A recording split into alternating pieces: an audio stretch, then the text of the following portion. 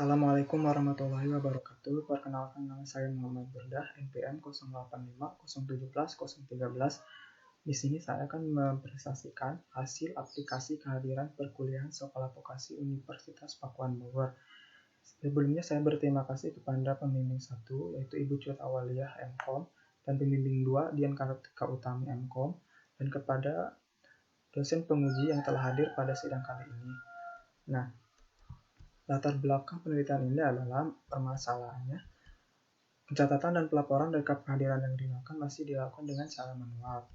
Permasalahan yang dihadapi yaitu mahasiswa dapat melakukan kecurangan dengan menandatangani kolom absen teman yang tidak hadir. Komti harus mengambil absen ke kantor akademik. Absen kelas tersedia dalam bentuk kertas dengan jumlah yang tidak sama. Kemudian solusinya yaitu dibuatkan aplikasi kehadiran perkuliahan Sekolah Vokasi Universitas Pakuan Bogor.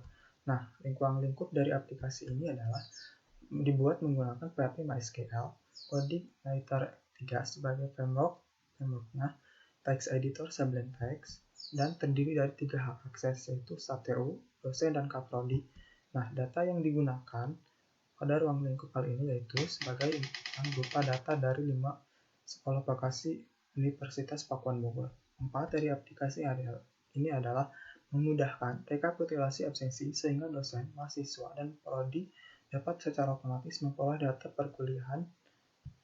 Nah, metode penelitian ini adalah menggunakan metode SDASI, perencanaan, ada perencanaan, analisis sistem, perancangan, implementasi, uji coba. Jika uji coba tidak berhasil, maka akan kembali ke analisis sistem. Jika iya, maka pengguna dapat melakukan penggunaan dan pemeliharaan. Analisis pada aplikasi ini itu pengumpulan data. Pengumpulan data yaitu wawancara kepada mahasiswa atau mahasiswi, dosen, dan staf TU Sekolah Vokasi Universitas Pakuan Bogor. Observasi terkait data-data yang mengenai prosedur yang dilakukan dalam presensi. Nah, hasil analisis sistem absensi sekolah vokasi setelah dijelaskan pada seminar proposal sebelumnya. Nah, hasil sistem yang dikembangkan juga sudah dijelaskan pada seminar proposal sebelumnya.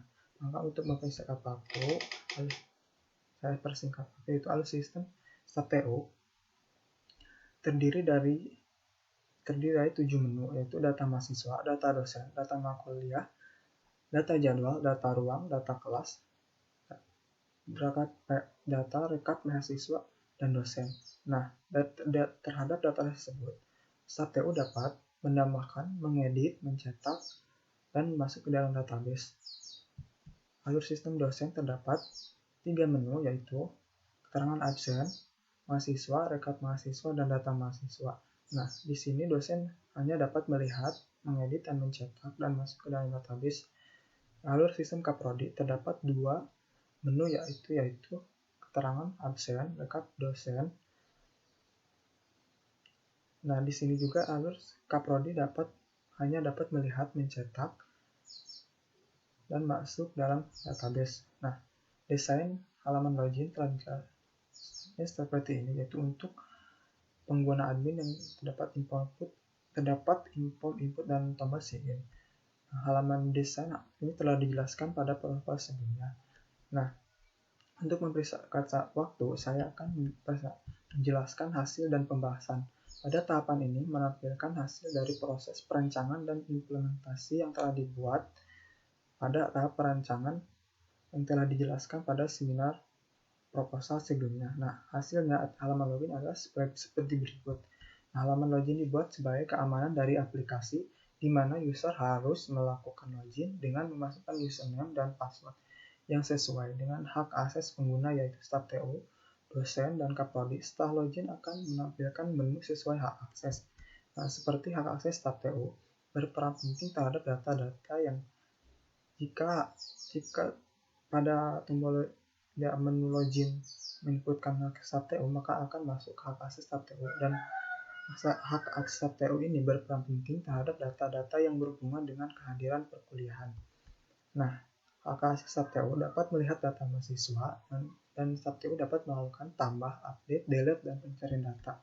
Juga melihat data dosen, staf TU dapat melakukan tambah, update, dan delete, pencarian data.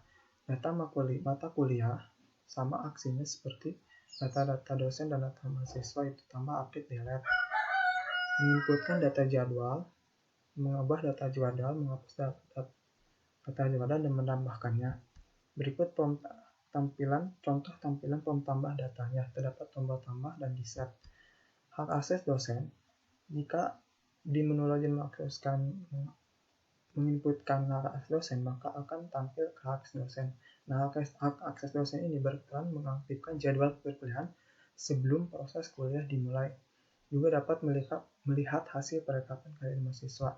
Nah, menu aktivasi kuliah, dosen memasukkan nomor induk dosen dan akan muncul jadwal kuliah, nama dosen, jadwal kuliahnya apa, dan nama mata kuliahnya apa, dan menekan tombol aktifan dan akan muncul pop-up aktivasi perkuliahan dan memilih aktif atau tidak aktif. Setelah aktif, maka memilih menu mata kuliah sesuai prodi. Setelah itu akan muncul rekap kehadiran mahasiswa, jumlah rekapan kehadiran mahasiswa yang masuk. Nah, terdapat tombol cetak. Nah, untuk memulai kehadiran pada hari ini atau tanggal tertentu, menekan tombol presensi, maka akan muncul tampilan seperti berikut. Nah, dosen menginputkan tanggal dan mulai, dan akan muncul data-data presensi tanggal kehadiran mahasiswa yang masuk. Terdapat tombol mulai dan cetak. Nah, hak akses dosen juga dapat melihat halaman rekap data keterangan kehadiran mahasiswa. Terdapat tombol tambah dan data riset. Jika ada mahasiswa yang tidak masuk atau izin sakit, dapat menekan tombol tambah. Nah, form tambahnya seperti berikut. Nah, dosen dapat menyebutkan NPM mahasiswa, kode mata kuliahnya apa, tanggal berapa, jenis keterangan apa, izin sakit atau apa. Jika menekan tombol detail, maka halaman detail data keterangan mahasiswa akan terlihat. Tanggal berapa saja mahasiswa tidak masuk, sakit, izin, atau apa. Dapat tombol tambah dan reset. Hak akses dosen juga dapat jika menekan halaman cetak kehadiran mahasiswa, maka akan muncul halaman cetak. Dapat mendownloadnya. Dan jika mencetak keterangan hadiran sakit atau izin mahasiswa. Nah, hak akses Kaprodi yaitu berperan penting untuk melihat rekap kehadiran dosen, yaitu bertujuan untuk penggajian dosen. Memilih rekap data dan memilih rekap dosen, maka akan muncul rekapan jumlah masuk dosen yang telah masuk di semester tertentu.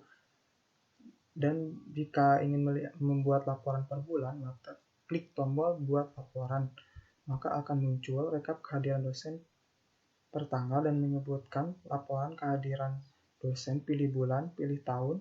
Setelah itu tombol cari, maka akan muncul data dosen yang masuk di bulan tertentu. Jika menekan cetak laporan, maka akan muncul cetak laporan per bulan. Jika menekan tombol detail, maka akan mencetak laporan detail per bulan, tanggal berapa saja dosen masuk di bulan tertentu. Nah, demikian presentasi dari saya. Assalamualaikum warahmatullahi wabarakatuh.